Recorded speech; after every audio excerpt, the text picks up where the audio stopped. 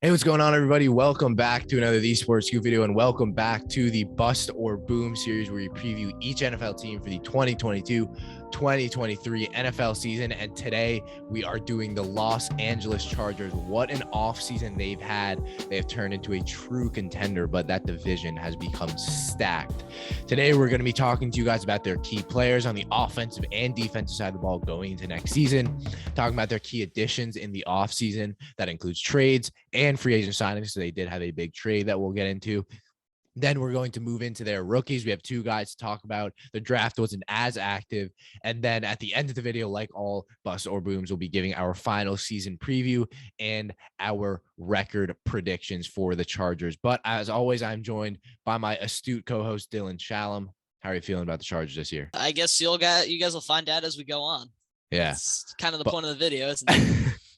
But as always, make sure you guys follow us on social media at TheeSportsScoop, TikTok and Instagram. We're extremely active over there if you guys want more content from us. And do make sure to subscribe because we will be doing your team's preview. So make sure you guys just stay tuned for more teams and things of that matter, NFL related matters. And without further ado, let's get into the video.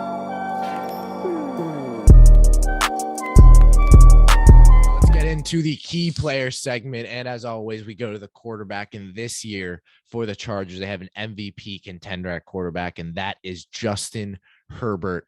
Fantastic last year, 5,000 yards, tied for second in the NFL. No, not tied for second in the NFL, tied for third in touchdowns with 38. 15 interceptions, a QBR of 65.6 throughout the season. He is electric at the quarterback position for the Chargers. Look at you saw what I did there. How are you feeling about Justin Herbert this year, Dylan?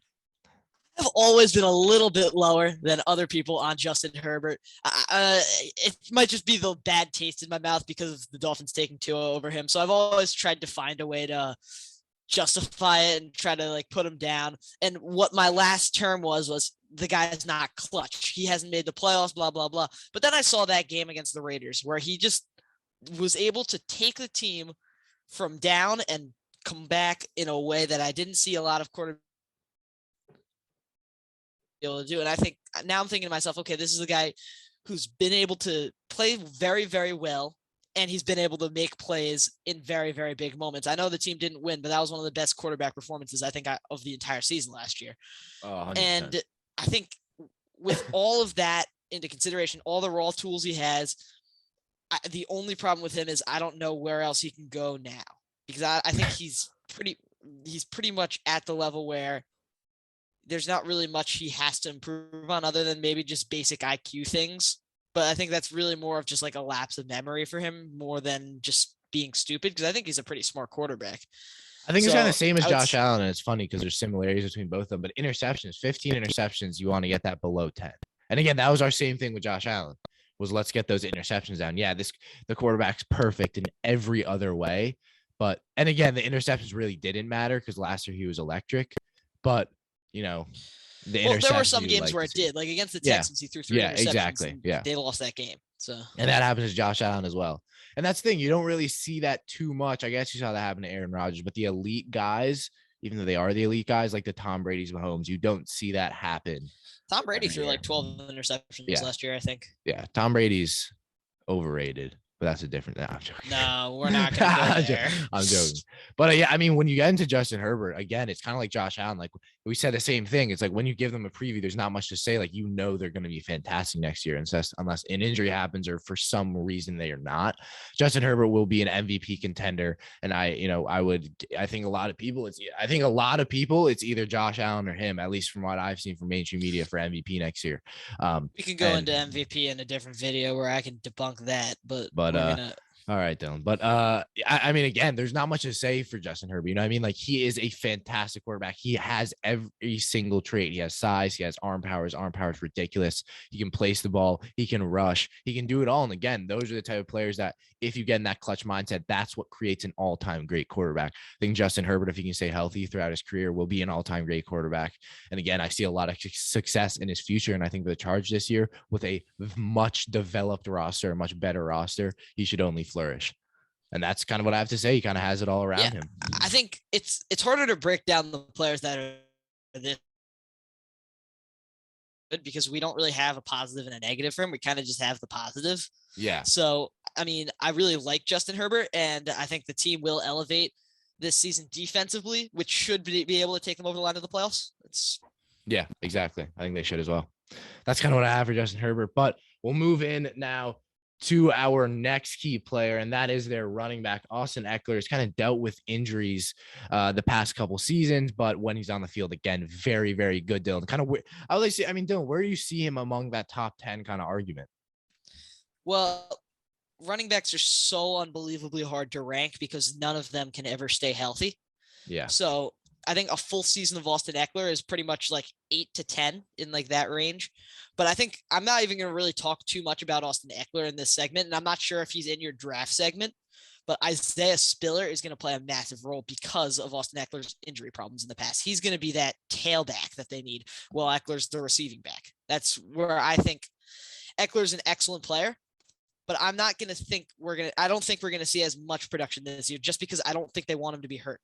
So we're going to see more when they're running behind the line. Maybe he'll get 65% of the carries and they'll give the rest of the 35 to Josh Kelly or Kalen Balaj or whoever is there. And then Isaiah Spiller will get a good share as well. Yeah, it's definitely a backfield by committee. I think Austin Ekeler obviously is that lead RB1. I mean, I wouldn't say they're not trying to give him the ball. I think they definitely are.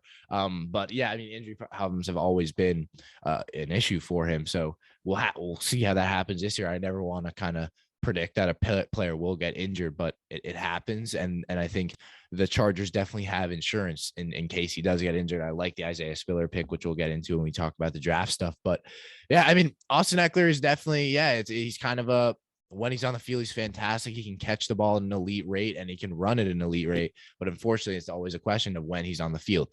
He's not as injury prone as someone like a Saquon or like those big injuries. He's usually out for like 2-3 games. He kind of gets those nagging injuries. But again, it all adds up. So I think for the Chargers, who genuinely want to make a push at a Super Bowl this year, they want Ekeler to be healthy for that postseason run, assuming they do make it. But again, it's an incredibly tough division. So we may be in February and we're like, oh, the Chargers actually are not in the playoffs. So that's kind of where we'll be at. But I think Austin Ekeler. That's the kind of vibe I get about this team, though. I feel like it's just a lot of names. Yeah, we'll have to see. But again, we've seen a lot of names win Super Bowls before. So that's always the factor in it. But yeah, Austin Ekeler, again, I think good running back. Again, kind of not a guy who goes under the kind of the shadow of this team, of this offense, but I feel like, he will be a guy who needs to be healthy. That's kind of the outlook for next season. But we'll move in to our next player, Dylan, and I think one of the most underrated wide receivers in the National Football League, and that is Keenan Allen. What do you think going into next season? Again, it's all this offense. It's kind of all like do what you did. We know what this offense can do. I think the most important thing for Keenan Allen is just staying healthy again. And he's not really an injury prone guy, really. He's been injured a couple of times in his career, but I think staying healthy for him is crucial because I don't see Mike Williams taking that alpha receiver role anytime soon. I know Mike Williams is a great jump ball receiver, but that's pretty much what he's confined to. So Keenan Allen stays on the field, the offense works better. But what am I expecting from Keenan Allen this year? I'm expecting more of the same, but I'm expecting it in stranger quantities where he's been a consistent 7 catches, 100 yards, and a touchdown receiver throughout the course of his career. I'm expecting it more in spurts because with aging, you can't play at the same level every game. And Keenan Allen is getting up there in age. So I'm expecting some ridiculously big games. And I'm expecting some games where he falls off the radar. Yeah. Yeah. I mean, Keenan Allen, to me, I think why he's so valuable to this Chargers team is because of his route running. I think Keenan Allen, you can argue as one of the best, if not the best route runner, is up there. Keenan Allen is a fantastic route runner. You look at him off the line, there are just not a lot of cornerbacks who can guard that. It's the initial jump. The initial jump is it's the release off the line. His release is fantastic. The package he holds there, being able to have different kind of releases is just stuff you don't see from every receiver, and especially every elite receiver. Like, he's just different. I mean, he's just been such a stat garnerer. That doesn't make sense. He's been. Oh, I know what you're trying to say. Yeah, we know what we're trying to say, but the thing is, the viewer. But, he's just been a guy who, yeah, like you said, like, and again, I hate to always connect the fantasy, but I think when it comes to production, it's a pretty good gauge of kind of how a player does. And I think for Keenan Allen, like he was a guy who I had as a receiver, and like exactly you said, like consistent yardage, getting touchdowns every game. And again, you look at his hands, like he's someone who does not drop passes. He can go deep. Like he's the perfect receiver for Justin Herbert. You know what I mean? Like he's the perfect kind of guy. I would love to see Justin Herbert with a true like burner. That's why I would have loved to see them draft like Olave. Like that would have been so electric to see. That would have been fantastic, especially because we know he can deliver deep passes. But Keenan Allen kind of do it all. Definitely not as much of a deep ball receiver. That's kind of more of a Mike Williams type thing. And more of a, Guyton. He was the guy you saw. Jalen Guyton's Jalen Guyton. You saw he was the guy who Justin Herbert was definitely delivering those like huge shots downfield at, and Guyton was getting the balls. Yeah. I don't know why. Yeah. I don't really put that together. He was their deep threat. Yeah, he was a deep threat, but it would have been interesting to see a kind of a guy like Chris Olave. But yeah, I mean, I think Keenan Allen, it's not too much to say. Like age is getting up there. I don't think it'll affect him too much. He has huge hands to again be the number one receiver in LA, and I think that's kind of what he has to be for Justin Herbert. They know the connection's there, and that's what it'll be. It's very transparent. We don't really need to walk you guys through it. So that's kind of what I have for Keenan Allen. But we'll move on to another key player in our last one on the offensive side of the ball, and that's Mike Williams. So I really do think is a key player. I really think Mike Williams, like last year, we may not have put him in this segment, but I 100% think, especially from what happened last season, how key he is to this team. Last season's Chargers, Mike Williams was, I think I had a predetermined definition of what Mike Williams was last season, and last season proved that predetermined definition of what Mike Williams is. I'm gonna just keep that there so I can clip that. So it makes no sense. But Mike Williams is like the only way I can describe Mike Williams is as Mike Williams. Like he just jumps and catches the ball. It's ridiculous. He is the. Dude, I think this is a great way to put it. I remember you did like a TikTok on this. It was like the top 10 just NFL players in moments, and it was Mike Williams in a jump ball. Yeah, like that's like he's just unguardable. He was one of them. There are like that one against the Saints where he went up against two players, caught it, and landed straight on his back plate. Like that just like was crazy. No, Mike Williams though, but that's not even what I'm going for. Obviously, the jump balls are ridiculous. That's what he is. But I'm going for the one game he has 15 catches for 200 yards and 3 touchdowns, and then the next game he has 1 catch for 6 yards. So like he's the fantasy killer. It's the unbelievable inconsistency that is what Mike Williams is. So and I don't able expect to have that to change. Allen, yeah. I don't expect that to change because I don't expect his play style to change. The only way he can be more consistent is if he runs more short routes, and it's not going to happen because that's not how he plays. I agree with kind of all you're saying, but I do think he added an immense amount of value to his name this past season because he's not getting that contract this offseason if he didn't have the last season he did. Like a lot of teams are seeing Mike Williams as a wide receiver 1. I don't Mike Williams 2 years ago. I'm not giving that guy a contract. So that's why I think that's because in the first 7 weeks of last season, he was like leading the league in touchdowns and receiving yards because he was unbelievably good. Yeah.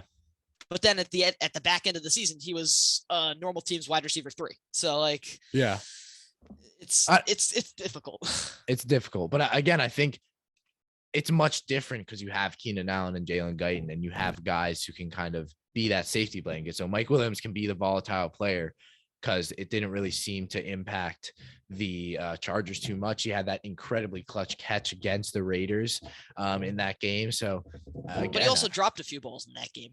Yeah, a few like really important passes that he dropped, and Justin Herbert had to bail him out from a 4th and 29, and just But I think he caught that pass in the 4th and 29. Yeah, he did. Yeah. So, but he was targeted every play on that drive because of his hands. Yeah, exactly. I think he possesses elite hands, and I think he was worth that deal. And again, you look at a Super Bowl team, they have those two kind of receivers, and Mike Williams, Keenan Allen, the mold they have, I could see them making a deep playoff run.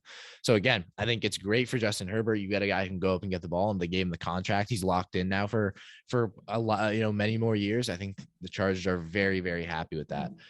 Yeah. But yeah, that was an interesting analysis of Mike Williams. He is Mike Williams. But now we will move in to our next key player, and that is on the defensive side of the ball, and that is Derwin James, the best safety in the National Football League. I'm tired of this take. I'm tired of this He take. is. It's not a terrible take. No, I don't hate the take. I'm just tired of everyone thinking it and Who thinking is? it's everybody on Twitter, everybody on But TikTok. who is the best safety in the NFL?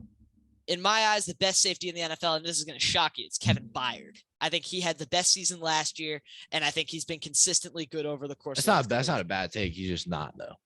But it's not. But saying Derwin is the best safety in the league isn't a ridiculous take, and I don't get bothered by an individual saying Derwin is the best safety in the league. It's how many people think it's such a crazy take. They're like, "Oh, I'm so hipster. I think Derwin's the best. He's such a good defender." I'm like, who cares? It's not a bad take. It's like. That's a completely normal take. Yeah, I mean, Derwin James to me is the defense dies and lives by him. And again, a guy defense has been pretty dead for the last couple of years. So what does that tell you about him? Yeah, that's true. I mean, yeah, that's true.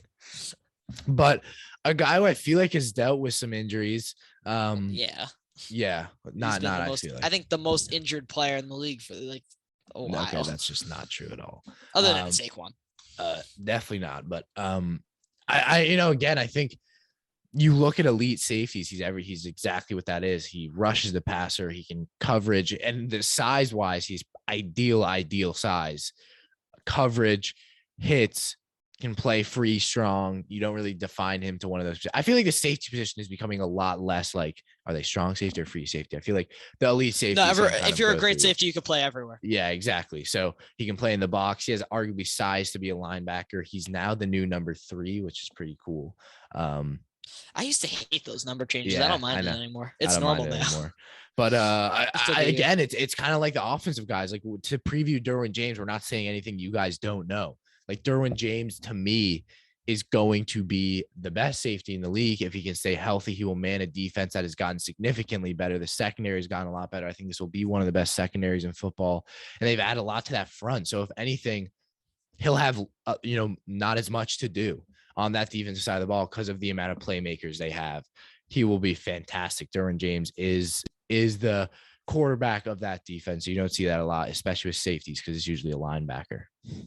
Well, I think you brought up an excellent point, is that he can play like a linebacker. I think what the most important aspect to Derwin James's game is, and what I like about a lot of these types of safeties, is the versatility he has. I could see him playing as almost a cornerback 1. I could see him playing as a linebacker. I could see him playing as an edge rusher. I think the best pro comparison to Kyle Hamilton is Derwin James. Yeah. And I really think with this year, the improved cornerback bringing in J.C. Jackson is going to help Derwin James on such a big level in terms of that versatility, because he's not going to have to just shift out and playing just a normal cover 2. He's going to be able to thrive in the way that we wanted him to coming out of college. I think that's what's important.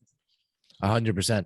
That's kind of exactly where I am with Derwin James. I think he's just one of those playmakers in the NFL, hard hitter, a guy who you just don't want to throw the ball around. Like if he hits you, if you're running a screen and he's coming across, he will absolutely level you. And I think that's kind of what he brings. He brings a aggressiveness to this defense, which I think should be very good. It has all the players to be very good.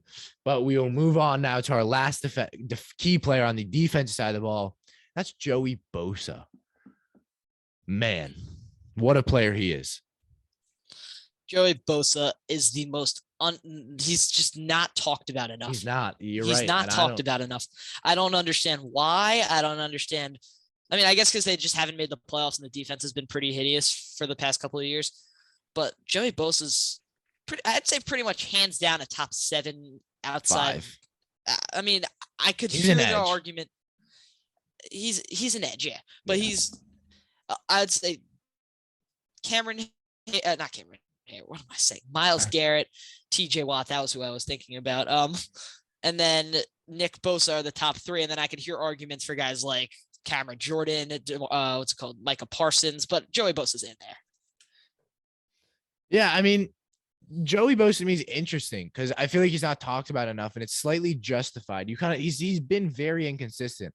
10.5 sacks last year, great. 7.5 the next year, or the year before. The year prior to that, 11.5. The year prior to that, 5.5. The year prior to that, 12.5 and 10.5. So he had 2 very good first seasons in the NFL, and then kind of fell off. And he hasn't.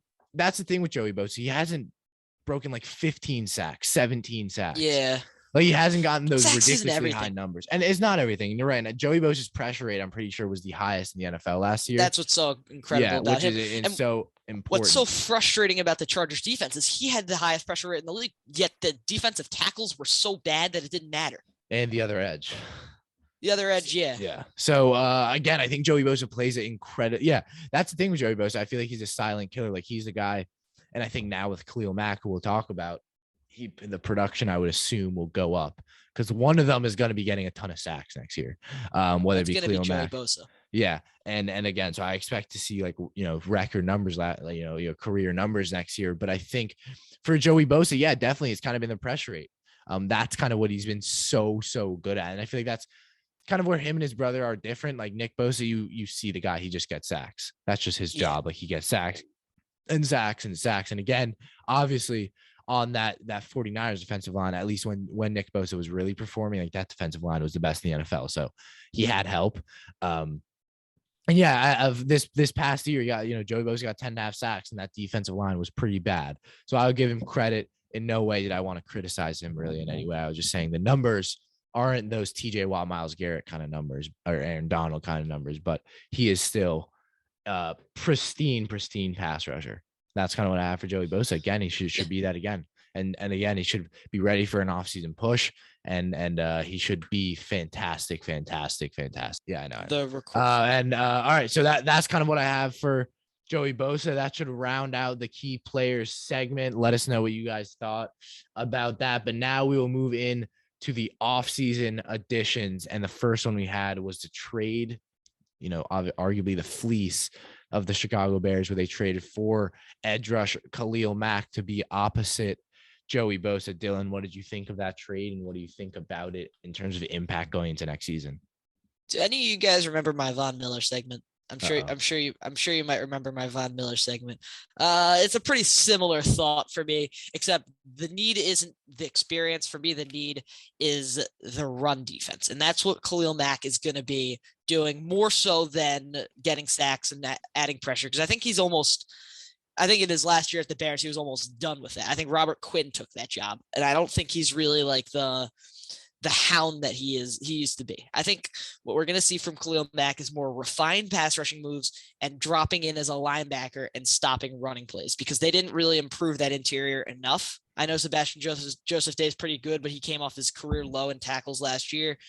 And I just don't see Khalil Mack, really having time to pressure quarterbacks as much as he needs to be stopping the run, because that's the big need that they had. They were the 30th best run defense in the league last year, and Khalil Mack is a good run stopper. I completely disagree. I think they're bringing him in to get to the quarterback. I think 150% that's what he's going in for. In terms of, run stopping, I wouldn't say Khalil Mack has necessarily been great at that his whole career. No, he has been his whole career. I think he's been one of the best. He's been good, but he gets off the edge, and then you're right. But I don't think that's what they're bringing him in for. I think they're 100% bringing him in for either to be a distraction to let Joey Bosa get in, or to go and get to the quarterback. Because we know how disruptive Khalil Mack is in terms of strength. I haven't seen many players as strong as him, probably since Aaron Donald. I would say he's probably one of the strongest players in the NFL. And he's there to help Joey Bosa, and that's kind of what he is. Obviously, he's up there in age. And I kind of agree with you, Von Miller. Like, I could 100% see Khalil Mack going in and getting like 4.5 sacks and just not being very impactful for the Chargers. But I don't think that's as much of important. I think he's not going to be impactful. I just think the impact's going to be in a different way. I think it's going to be in a leadership facet and in a run stopping facet. I don't think he's going to be big name as much, though. People are going to say he fell off, but he has a different meaning. Yeah, that's what. And I think I agree. And the Chargers have a smart front office. I'm sure that's what they were thinking when they brought him in. But I do think for Khalil Mack, he will still, at least for this year, he'll be getting to the quarterback as much as he can. And again, who knows? Maybe this tandem is fantastic and the production there is crazy. They're getting 25 plus sacks between both of them. So we'll see. But again, Khalil Mack, you're right, has a lot of impact outside of getting to the quarterback. So that will as well be prevalent on that defense. And I think they need that. They needed that true edge since Melvin Ingram was good, which was since they rebranded. Like, that was a while ago. But Ingram, yeah, he's on the Dolphins now. Yeah, it is a name, and the Dolphins just take crap players because their quarterback sucks. But we'll move on. We'll move on. Better than you. we'll move on now to another key player, and that is one that I love. And that was when they landed free agent corner J.C. Jackson, who somehow Dylan thinks is better than Jalen Ramsey because Well, Dylan's not a very smart actually, human. I've watched more tape. J.C. Jackson is not better than Jalen Ramsey. Yeah. However, it is closer than people think. I've watched more tape. Actually, okay, I will agree. I do think it actually is closer than people think. I think if you look at solely the stats, J.C. Jackson had better stats last year, but Jalen Ramsey is a lot better. Jalen Ramsey's tackling, and I just didn't really value tackling as much as I do now when I used to break down players. And I still don't think it's as important as the pass coverage piece, which Jalen Ramsey is fantastic at it. He has some holes, but we're not talking Jalen Ramsey here. Yeah. We're talking J.C. Jackson, and J.C. Jackson turns the ball over. He is unbelievable at getting. I think he is, other than Xavier Howard and Trayvon Diggs, the best pass defensive, the best. I think he's the best in the league. Like the best at getting the ball, like interceptions. I think it's J.C. Jackson easily, hands down. You think the best at ball playing corner? Yeah, I think. I think after what Trayvon Diggs did last season, I think he's the best ball playing corner in the league. Yeah, maybe. Yeah. And then him and Xavier Howard are pretty much interchangeable there. I mean, my thoughts on Trayvon Diggs, but I don't think that's really warranted. Like, you can have your thoughts on him as a cornerback as a whole, but as a ball playing corner, he is the best. I think it's pretty clear now. A ball playing corner that, besides that, plays like a cornerback 3.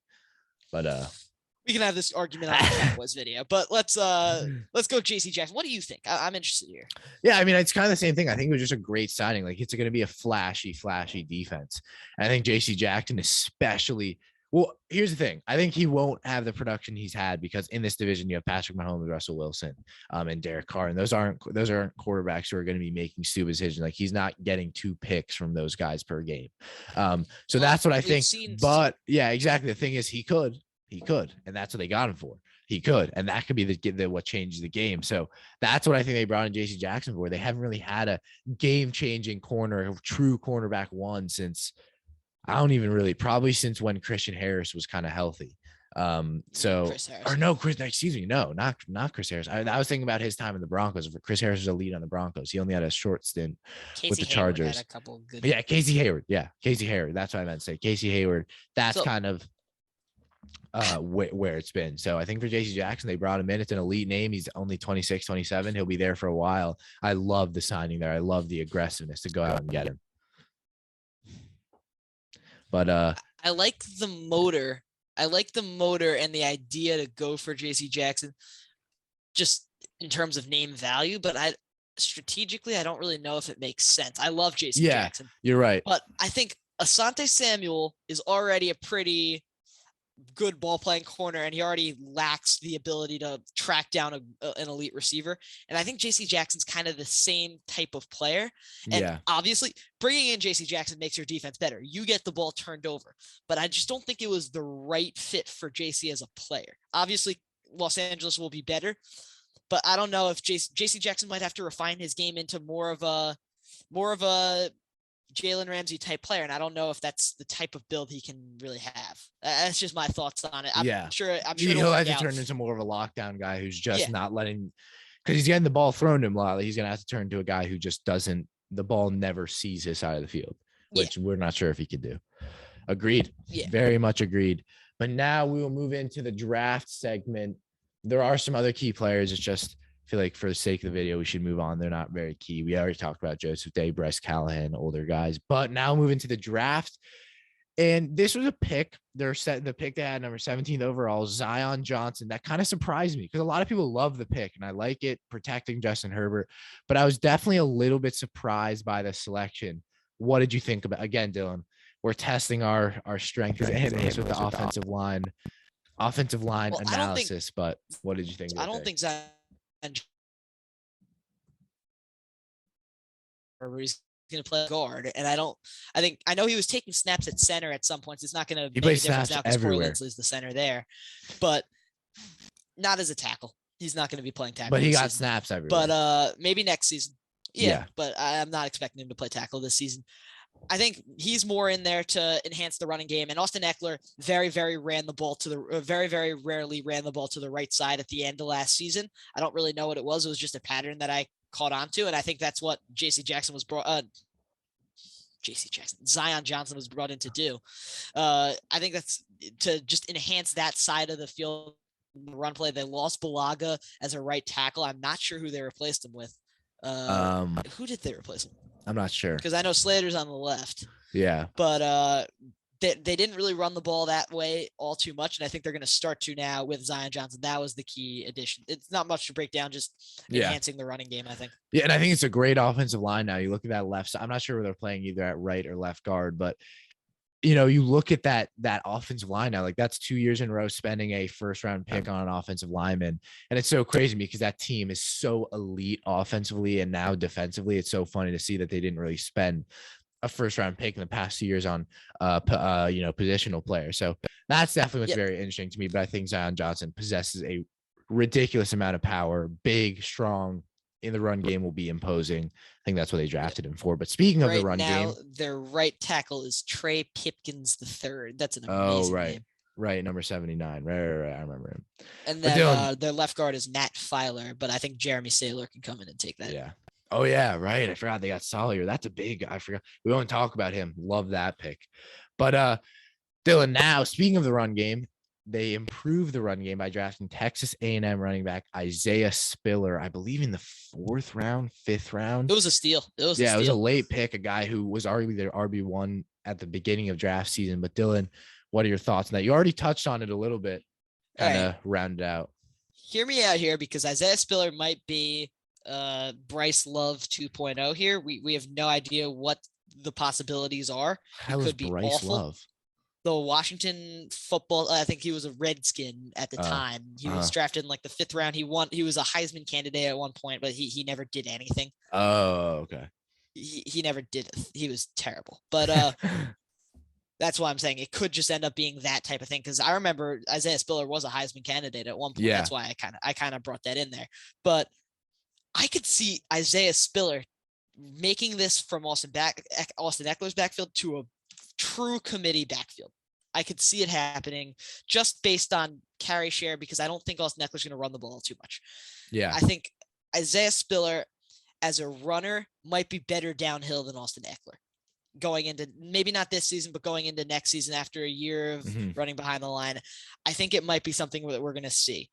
Yeah. Might be way off, might be catastrophically wrong here, but I mean, he has the traits to. I agree. He has the traits to be a good running back and be a guy who can take over a backfield. So I wouldn't be surprised either, especially with Austin Eckler getting up there with age and seems to be playing video games more than he plays football. But I think definitely Isaiah Spiller is a shout for a guy who can take over that backfield and be the future RB1. I would not put it past him.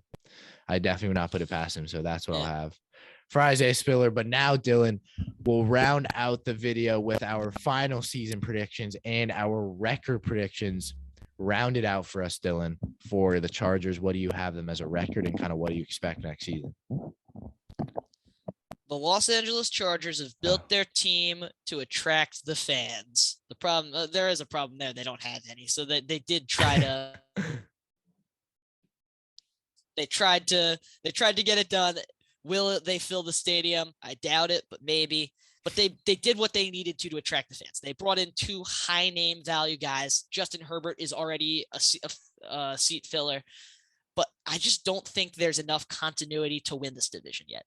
I think the other teams in the conference, in the division, I think having Russell Wilson makes the Broncos just a teeny bit better than the Chargers. And I think the Raiders they could be awful, but they could also be one of the best teams in the league. The Chargers, I feel like they just improved minimally. People take their improvement way too far in terms of those 2 players they brought in, because they didn't really do anything on the offensive side of the ball to help them out other than draft. So I'm going to have them winning 1 extra game. I'm going to say 10-7, just based on how good their division is. And I don't really think the impact players are going to make as big of an impact as one said.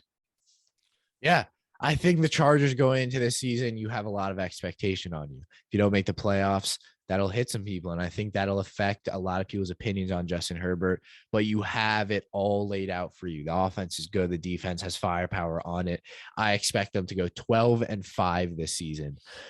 I think they will be. I don't like that though, because if of all the teams in the AFC to win 12 games, I just don't think the Chargers have enough continuity in them. I don't like the coaching staff too much. It's like, That's what I go have. on, explain. I think they will be. I think the Chargers will be. This is what I think. I think the Chargers will be fantastic regular season. I could see them getting knocked out first round of the playoffs, second round of the playoffs, being very underwhelming in the postseason. But I think this team has it all, and I'm definitely playing into the roster because of how good it is.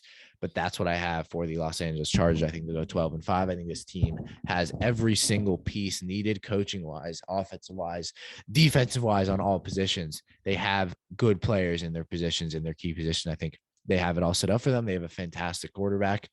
This should be their year. Well, I disagree. Let's see if the season agrees with whoever it agrees with. And maybe the Jaguars will just win the Super Bowl. But thank you guys so much for watching. Keenan McDermott, Dylan Shalom. We'll see you next time. Probably Chiefs will be their next video.